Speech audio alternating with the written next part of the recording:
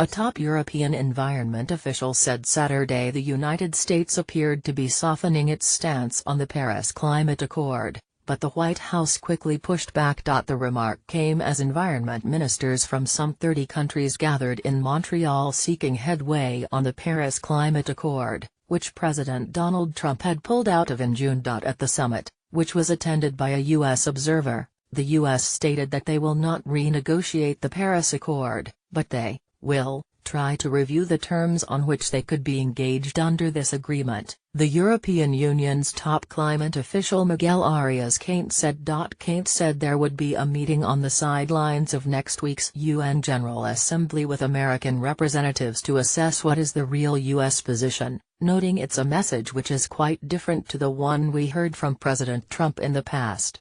The U.S. observer was not immediately available for comment, and the White House insisted the United States would withdraw from the Paris Climate Accord without more favorable terms. There has been no change in the United States' position on the Paris Agreement, White House spokeswoman Sarah Huckabee Sanders said in an email.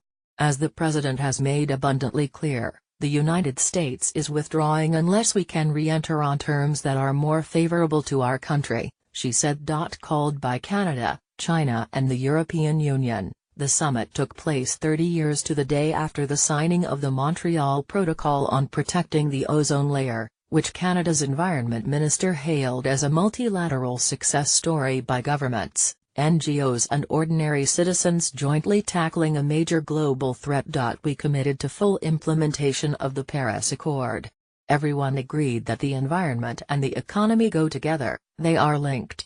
You cannot grow the economy without taking care of the environment, Catherine McKenna said at the end of the summit, attended by more than half the G20 members as well as some of the nations most vulnerable to climate change, from the low-lying Marshall Islands and Maldives to impoverished Mali and Ethiopia.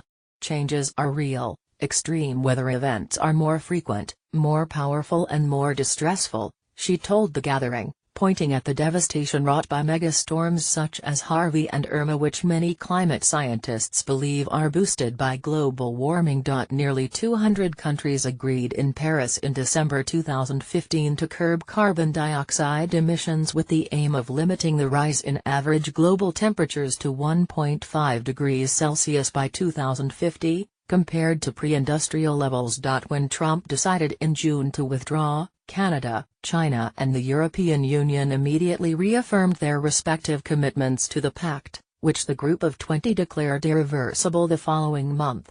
Time is ticking, Cañete told AFP, as ministers work to narrow their differences and better understand how to implement the ambitious accord, with less than 2 months to go until the next UN conference on climate change. 23 Colombian pesos, in Bonn in November.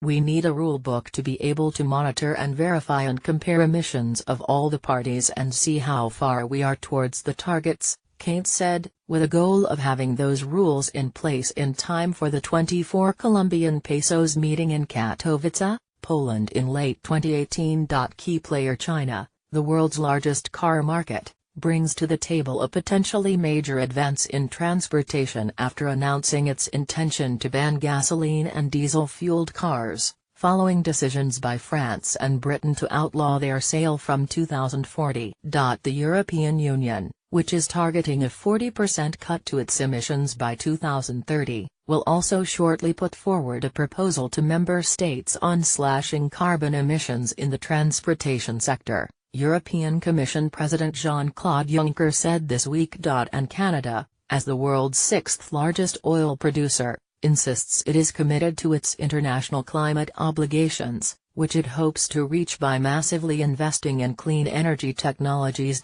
China's special representative to the talks, Xie Zhenhua, said Beijing considers the Montreal Protocol to be a very effective and efficient example of multilateral action on the environment, largely because it rested on a broad consensus. We should take actions now, Xie said, to ensure that we can realize the goals that we have set. The key issue is how we should combine climate actions with economic growth, the protection of people and job creation, he added. If we can combine all these matters, we could make Paris Agreement a great success.